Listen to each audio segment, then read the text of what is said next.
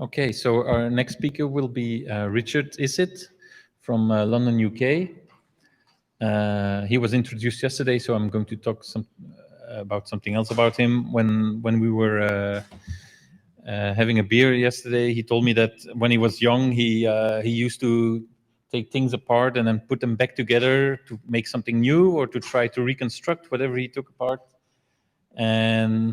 But the desired outcome was not always compliant with parental expectations, so he got into trouble sometimes. But I guess that is a definition of science: doing something and then getting an unexpected result and discovering something, or finding something new and that is beneficial for the patients. And then he proved that yesterday. So I'm really looking forward to your presentation, Richard. Thank you. Yeah, thanks very much, Luke. That story was actually that my brother and I decided that we wanted this method to get in the house and turn the lights on, which would also turn the TV on. So we decided to rewire the house while my parents were out. My dad did a lot of DIY and did a lot of electrics. So he came home and said, "Wow, boys, did that work?" And my mother went, "Absolutely, whatever," because that's not the response he was supposed to make. We were supposed to be told off and told never to do it again. And he said, "That was very bad, boys." "Does it work?" Yeah. So and he never changed it back again, so who knows. Anyway, this has nothing to do with what I'm talking about. I'm going to talk about, there's a lot been talked about registries and data and whether electronic patient records and all this sort of thing are worth doing and how we can go forward. I'm going to talk about something related to this, but also slightly different. Some of the stuff that we've been doing at Godalming Street for the last few years, and in fact, I suppose the direction of my research for the last few years as well, has been very much using sort of machine learning, the big data, the AI. So let's see if we can just see what all this means, because a lot of people get scared when they hear the word AI. They think it's Skynet, it's Terminator stuff, and it's actually not quite that bad. So often when you go for an organizational change that's driven by research, there are sort of social and political maneuvers to do that, and the drivers that push us forward. And one of the reasons for doing so at Godalming Street was that we had this vision that we wanted to go from a hospital that did research, i.e. it was a hospital that research took place in, to a hospital that was actually research driven. So we had research ideas that were done to then push providing better clinical care. And as with all hospitals, you put the patient at the center of everything we do. But what we did was build sort of the layers around the patients. So the first layer was done with our EMR, so getting rid of paper charting and automating the processes and removing redundancy. It's amazing how many different systems you will have in one hospital that collect the same data, and it's completely useless. You might as well just have one thing that's actually streamlined. And then built around this layer is actually our research layer. And this is done to incorporate new technologies and other factors such as genomics, so you can then increase the breadth and the richness of the patient's data itself. And this is all done for patient analysis, looking at either research projects or patient care. And then finally, the last one is that this is all done with a digital strategy. So you've got an idea of what you want to do in providing more patient-centric tools for consultation, data security, clinical informatics. And what we did was we integrated not only currently collected data, but also our legacy data as well. And this is images and everything else that went on in the hospital. And this is Godalming Street's digital research environment. So what this is essentially a cloud-based platform that we isolate and containerize the different data. And we can use organizational and as well as patient level data, data itself using something called HL7 Fire. So this is an international set of standards for data transfer and language. Like Luke was saying, there's all these different definitions. So what you try and do is you use one that actually contains everything in one piece, and it's standardized. It's got very prescriptive, this is what this is. And you can set it up yourselves, but actually it's very good for data transfer. And it's got open source software within it. So the idea is that everything is transparent and reproducible, and that's actually vital if you're going to do anything in terms of clinical trials and be properly evaluating them and critiquing them. And the upshot of this is that we have a vast array of data on offer. We've now digitalized over 404,000 patient records, which works out at over 100 million what we call patient events. So this can be anything from an admission where you see a patient in the clinic to a lab result. And if you break that down even further, that's over 400 million pieces of data. And we can use all of that for our research. We've got a blanket, ethical approval, so that we can use we've got consent for use of routinely collected de-identified data for research. So we don't have to go back to each patient and say, can we use your lab results from 1975? We can just do it. We're now looking at including a lot of the intensive care data, the telemetry that we use. We've just been working with a project with the Turing AI Institute on patients that were in ITU. They've got obviously very much more granular data. And for that, we pulled out 4,500 patients, which was 4.6 billion data points. And in terms of perfusion, we've been electronic charting since 2001. We went completely paperless 2 years later. And now, whilst we've actually retired, this was based on the Sorin DMS system. This has now been retired, and we use Epic as our patient monitor and perfusion monitor, and we don't put anything else in, it's all automated. We've now got over 10,000 cases logged of every 20-second data, going back 20 years. And these are all then linked to what we have is called the National Institute for Cardiac Outcomes Research. So we have defined definitions, we have outcomes. We've all linked that through to our, what they call NHS Spine, which is the big database that logs patients' births and deaths. So we've now got outcomes for these 10,000 patients and further back as well. And I did say there was also political drivers. And one of the things that happened in the UK, but it's relevant for everybody else, is that our Secretary for State for Health and Social Care brought in a man you may recognize as Eric Topol. He's the cardiologist, geneticist, and sort of digital medicine guru. And if you haven't ever read his book, Deep Medicine, please read it because it's absolutely fabulous. And it gives you an idea of where we could go and why we are going that way, but also what to do about keeping your eyes very much open with this. And he came across three main aspects for a digital future. He said we actually need to understand and integrate genomics, digital medicine, and artificial intelligence.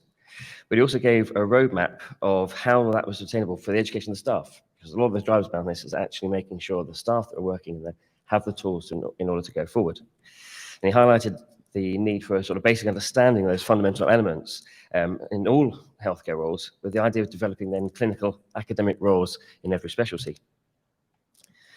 And okay, one may play devil advocate and say, well, what is the point of knowing genomics for perfusionists? Doesn't seem to work. You know, it's not going to stop the pump going around, is it? You know, that doesn't stop our daily job. No, it won't. But will it make us a better perfusionist? Undoubtedly it will.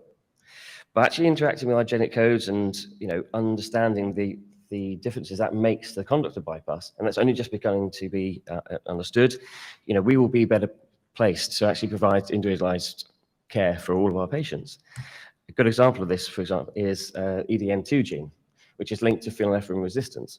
So if you have a patient that actually has this, then you can alter your vasoconstrictive therapy. So do you want to give different amounts? Do you want to use a different drug? These are the things that we will eventually have to take into account with these patients. And further work, example of this is actually in work done over in China by Kai and Zhang.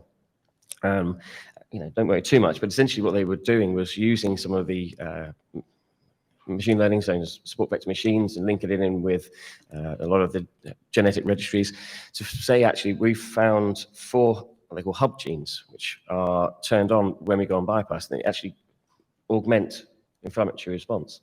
It's one of the reasons we see the systemic inflammatory response syndrome. And what they were saying is actually by using these techniques and identifying these 4 genes, we've now got 4 targets, 4 potential targets for future therapy in terms of whatever we can use drug targets, but also if we've got altered sort of epitopes of these genes, then we know that they're going to react differently, and they may be more at risk of having a hyper-inflammatory response. So maybe we should use a cytokine disorder or something along those lines. So these are the sort of things that we can garner by actually incorporating that data. And it's not going to be just in the OR that you're going to find this. Do you take cardiomyopathy and anything to do with heart failure? And there are hundreds of genes that are all linked to this, and everybody is looking at how we can actually then use that information clinically to better provide care for them. And it's understanding these linkages that we'll be able to assess and understand these disease profiles. And, for example, why different symptoms occur. And for perfusionists, this is likely to be a case of, well, if this patient has this particular gene, then maybe we need a slightly different anticoagulation profile, or perhaps we need to use a slightly different pump. Maybe they're going to be better off with a axial pump rather than a centrifugal pump. All these different pumps that we use, like a bird in heart, maybe they won't respond to that pulsatility. Maybe they need a different cardiac index. What's going to be their time tolerance based upon their genetic predisposition? But in order to evaluate that sort of data, we need to actually adopt the idea and accept that we're going to use digital medicine. So digital medicine is any product or service, I suppose, that you can use in the treatment, prevention, and monitoring of disease. And a current example is that we have a surgeon at our institution that will use augmented reality with using very high definition MRI images to basically work out safe planes of access, look at the structures within the heart itself, rather than just rely on opening and seeing what's there. So you can sort of plan ahead in real 3D aspects of what it's going to be like when he goes in. Where should he put his first incision? Is the plane of his valve that he's going to input going to be exactly the same as he thinks, or is it going to be slightly tilted? And he finds this really, really quite interesting. Another example is we can then use the data we have in our systems to link sort of socioeconomic factors and pathologies. So can you trace where patients have got different pathologies depending on where they lived? So all these sort of ideas come about. And there's also a social driver for this as well. We've all got smartwatches, smartphones, blood pressure monitors, you name it, and they are constantly taking readings from us. And the question is, when you've got a patient that says, well, I've got this data coming all the time, so why do I have to go to we call them GPs, I don't know what you call them, your doctor, for a blood pressure monitor, measurement, once every, I don't know, 6 months. What's going to be better predictive of actual disease? Something that's continuously monitoring, or something that's done very, very infrequently? And the answer is, the patients also will say, look, if we're getting all this data, we use it for all sorts of things, whether it's social media, we use it every stage of life. Why not use it in healthcare? So there's a social driver that they expect it to be used. An example of digital medicine in Perfusion is this dashboard that I built with some colleagues from Grenoble Street, and it's used to actually predict AKI. The idea is that we use this in theatre, so we can input some of the values that we use in terms of oncotic pressure and a few other aspects. And it will give us a real-time example of actually the risk of this patient going into renal failure. So we can then say to the surgeon, perhaps we need to put a peritoneal dialysis catheter in, or there's a high risk that this patient's going to need renal replacement therapy when they're back to ITU. So we can alert then the ITU consultants to start that early, rather than wait for them to fall into failure, is actually treat them first and actually have better outcomes that way. But digital medicine, like all sort of complex machine learning and artificial intelligence models, needs a massive amount of data to actually be accurate. And this is one of the downfalls of it. And this is where kind of the ideas of maybe we need to do more electronically comes about. And a great example of this is this study from the Mayo Clinic that was actually looking at how to detect severe LVEF, so which was defined as less than 35%. And they actually found, in order to do this, they needed over 30,000 patients just to get then a cohort of applicable patients of about 20,000. But actually that machine learning model that they put in actually then told them that what the risk was for death of those patients with a higher LVEF. So you actually find things that you don't expect to find. And that's the great thing about the data, is that when you start looking at that amount of data, these patterns come out that you can use, even necessarily when you're not looking for them. And the thing about this is that you can then alter your surgical plan for the post-op period, be it, follow-up checks, or, maybe change the way you come out, or maybe they got a post-surgical drug therapy that you're going to change. So does it then run, but if you need this amount of data, is that not going to be possible for perfusionists? Because if we've got paper charting or even, a moderate amount of electronic charting, are we ever going to get to that point of having the big data as such? Well, we have to think about bypass machines. They put out a huge amount of information. And it's a wide type and range of variable that we're looking at. And these not only capture background data about the pump, the anesthetic monitoring, but also the actions of the perfusionist and the outcomes of the patients. So we've given this drug and this has changed. And all told, I was looking at our pumps and we were collecting around about 250 variables at any one time, every time the pump outputted some data. And if you look at a 3-hour bypass run, there's over 135,000 pieces of information. So we actually get a lot more data than we think we get. But it also leads to a problem. High fidelity data capture actually means that we need to think about how we then analyze that data. We can't just go back to the old days of, well, we're just going to do a t-test for 2 variables. It doesn't really work. In fact, even modern statistics is just going, actually, we need to leave that kind of behind. Quite often it's misused, and people understand what a p-value is. But it's the way that people are now looking at this thing, actually, there's no point looking at things in isolation. We have to be able to actually take it in the context of the environment it's around or the other factors that are involved. And so we need to, I suppose, adopt this idea of the machine learning elements. So being able to supervise and unsupervised learning. So you give a pattern, and the computer recognizes it and tells you that actually this is this group and this is that group, and you can then delve into that.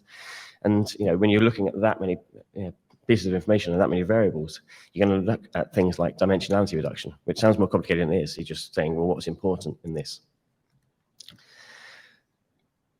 But also, if we want to get more data, how can we do it? We've talked about registries. We've looked at the, Jim mentioned the Australian version database that they've got over there.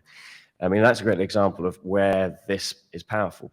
Their registry, they use it for quality assessments. And actually, when they fed quality markers back to the Perfusionists, they said, look, if you're going to step out of line here, how often do you think you do it? I can tell you none of them thought they stepped out of line as much as they did. But when they knew what it was, every single Perfusionist tightened up because they were aware of what was going on. But you can only do that if you give people the patterns and say, look, here's the data. But big data requires a big brain. And when everybody says about AI, this is the instant thing that comes to mind. And actually, this is very, very far from the reality. Artificial intelligence is an extension of machine learning, and deep learning is actually just elements of data science that are more concerned with the accumulation of large numbers of sources of data. And they can then be fed through highly complex algorithms. You often heard them referred to as black boxes, mainly because people don't understand what's going on under the hood. But it uses high-level computing power to sort of disentangle these various elements to produce an output. And this kind of leads nicely to kind of where a lot of hospitals and where a lot of systems in automotive industries and other sectors are going, because there's the future of AI and machine learning for clinical end use is very, very similar. You have pathways like this, for example. So the idea is that you have constant outputs from every bit of machinery that you use in a hospital. The idea being is that it will be in one language, and you can start putting these, what we call decision gates, across there. So every time a bit of information in real time comes about, you can assess what's going on. You can then build in aspects. So a good example is somebody on an ITU that is potentially struggling. Nurses are very busy trying to do everything. They maybe don't notice very subtle changes that would occur. This algorithm can then say, alert to the nurse saying, this is a potential problem because there's a very slow change that's occurring. It's a slow down deterioration. They can go, fine, do that. You could also then be built into the levels. So you could have that going on, and you could have something that might actually bleep your attending registrar to say, actually, this patient is at risk, go and see them. And then the final level could have been to the consultant saying, get here now, this is a real problem. And these things are going in, and it's actually not the fact that it's trying to replace what the patients are doing or what the nurses are doing, but that they have 100 things to deal with. Humans, we can't concentrate on that many bits of information. Computers are very good at that, and they can look at trends that we can't see over a shorter and longer period of time. And when we discuss patient outcomes, we always talk about mortality and morbidity. They're very, very gross markers of what actually happens to a patient. We're missing all the granular data that lead up to that process.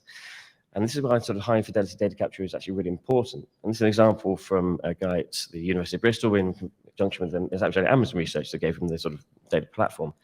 And what he was showing was actually, if you don't capture data very quickly, you miss out on a lot of different trends that actually may be really important. But if you can't see them, you don't know they're there. If you don't know they're there, you don't know they're important. So you have to actually look at this in a way. I mean, this was accelerometer, so it's not quite the same, but it gives the idea that actually if you go slightly higher fidelity, you do see things that are actually there. And more importantly, you don't see things that aren't there. And as with all things, this is a trade-off between the cost of the infrastructure that you're going to have to put in for this place and the storage, but it's actually now cheap, so this is very changed, and the benefits that are going to be brought about by it. One of the important things that we're doing, so I've got a PhD student starting in October who's actually going to look at how quickly we should be taking data from the pump electronically. A lot of the manufacturers set their stores every 20 seconds. Is that quick enough? Is that slow enough? We don't know. A lot of this data has just been set out that actually that's just, nice time, it's 3 times a second, 3 times a minute rather, so we get the data coming out.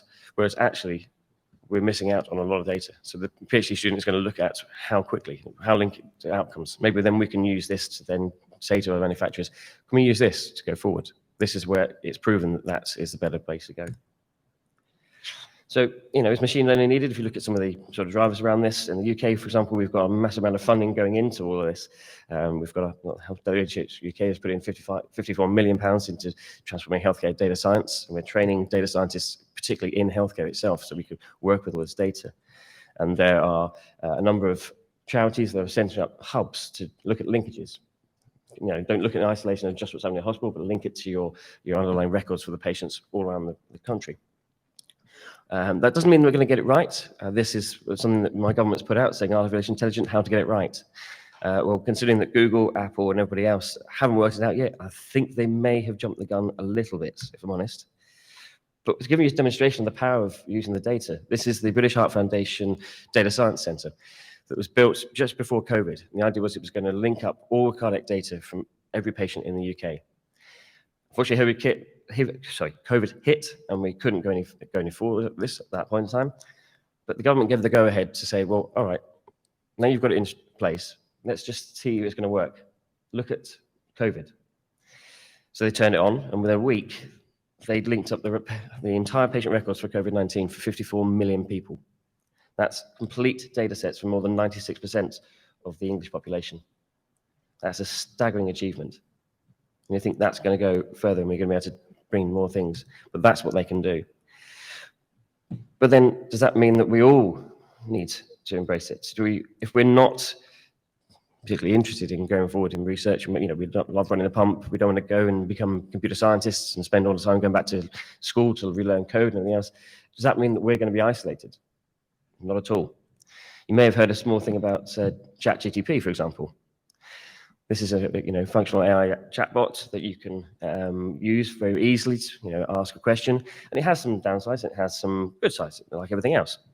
And I will read you this bit because it's quite good, because I wish some of the surgeons I've worked with over the years had these characteristics.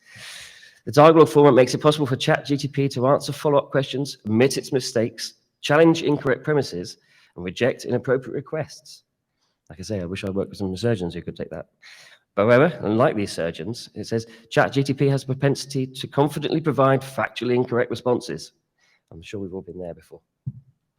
But it's very, very powerful in other respects. And if you take away the idea of, can you write this script in the style of Shakespeare and all that nonsense, and you actually say to it, look, what I want you to do is create a computer script that has a defined definition. So what I did was I went on there and said, look, here's an example. I want you to write me a Python script. So Python is a data science language. So I want you to do something that's going to open up a file, select the column that's labeled oxygen delivery, do a mathematical function on it, and then save it as a new table. And if I just zoom in, what you can see is that it does that. It annotates it and tells you what it's doing. So even if you are not computer literate, even if you say, look, I don't want to learn to code, I've done this, you can then go and say, look, here we go, this is what I think we should be doing. You can still contribute, which I think is very important. And it means that you're not going to be isolated. You can involve in this without any problems. Of course, it's not that simple in terms of a lot of things, because there are a lot of other steps involved in any machine learning pathway, understanding that you need to split data. And, machine learning algorithms are very, very good at predicting outcomes on data they've already seen. So if you give it all the data, it will be excellent at saying that outcome is for that patient. Well, yeah, of course it is, you've seen it. But it can't then apply it to data it hasn't seen. So we have these, what they call training and testing and validation data sets that we have to go through. And whilst I might stand here and everybody thinks, well, he's a big advocate of machine learning for everything, it's not actually true. I actually published a paper last year that said if you use a statistical method such as logistic regression, more often than not, that gives as pretty much as good as the more complex machine learning outcomes, but it's easy to understand. So understanding when and where to use it is a skill set. And so what does it look like in practice? Well, if you do want to go into it, here's an example of how it works. So this is a paper that I did with my master's student, Alice, and we looked at AKI and how we could pull out these data. So first of all, you have to pull out the data from the electronic patient record. And so that's one challenge. But then the biggest challenge is actually then saying, well, I need to get my data into the format I want it. So it's called data wrangling. So you're creating the variables you want in the format you need it. And from there, you can then start to build your models, and you can use something called hyperparameter tuning. So basically, you're turning all the little knobs on the dials for these machine learning algorithms to then really be precise about what you want. You can produce then the actual model itself, and you can start delving into kind of, well, who's going to end up in renal failure, what part it's going to be, what's the risk of them, what's the risk of everybody going to be in. And then you can start looking at, well, in that model, what's important? What are the variables that actually make the difference? And if you put other elements into this, so other known risk factors, does what I'm looking at disappear? And finally, how does that model then compare? So in this case, does a random forest of AKI beat logistic regression? Well, it does, but not significantly so. And the idea is that then comes the hardest part with actually you have to then explain that to patients and to other people who are involved in it. So for example, our study just showed that actually the longer you spend under the DO2 threshold of 350 mils per minute per meter squared, the higher the risk you end up in renal failure. And when you put in other known risk factors for renal failure, oxygen delivery actually stays there. So it's an independent risk factor. So in order to do this, we need people who are going to arise. And what I call them is bioinformaticians. We need people who are going to think about how we should integrate this, how they should work with this, how we're going to think about bringing in the omics, the bio. So, for example, you've got proteomics, metabolomics, genomics, all these sort of things, because they were going to augment the data that we already have. And we need to, is it going to be a standalone? When are we going to teach it? Who's going to teach it? And we need people all around the world who are going to take this and stand up and say, well, we'll lead the research. You know, we'll take anybody who wants to do this and then move forward. Then that offers it another problem, is that, well, how do we then push this at a national level? And one of the things that comes out from the guidance that I showed you there with Eric Topple, we said that every society at national level should have a research officer that then drives this and moderates this and actually coordinates what's going on around the country so that we know who's doing what. There's a lot of overlap, and often we come to meetings and we say, oh, we've been doing that. Well, if we knew that beforehand, you could actually collaborate. You could actually do these in more sort of granular ways. And one of the things I've done in the UK is set up something called the PAN, or the Pediatric Academic Network. And this is an idea that we're taking and mentoring people from all around the country who don't necessarily have access to an academic supervisor or anything. And we will, be able to help them get on their journey. So whether it's getting into PhDs, or whether it's doing particular research projects, or even two centers that are actually doing very similar work and are interested in the same thing, bring them together so they've got somewhere to actually discuss these things. And the benefits of the networks are actually widely reported. And Perfusionists, then can lead the research in their own area rather than having it dictated to them by a surgeon or whatever it might be, and having to sort of kowtow to what they want, rather than say, actually, this is my profession, this is the research I want to do, and this is what I think is important, and taking that forward. So we all have a choice. We could always look at which way we go down the rabbit hole. Do we want to embrace these things now and accept that it's going to be coming? It will be coming. Or we say, do you know what, no, we're going to ignore this now, and when we're forced to do it, then we'll pay attention.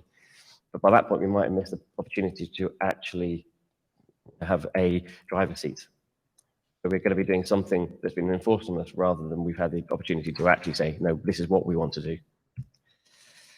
So we've all got a parallel opportunity to sort of hone our skills to the benefit of a patient in front of us. And the potential for researchers are matched by this. But with that requirement to adapt to new ways of sort of interrogating the data comes new ways of thinking, new data science techniques, and new embracing of current methods. And we cannot hope to harness that wealth of information unless we do that. Thank you.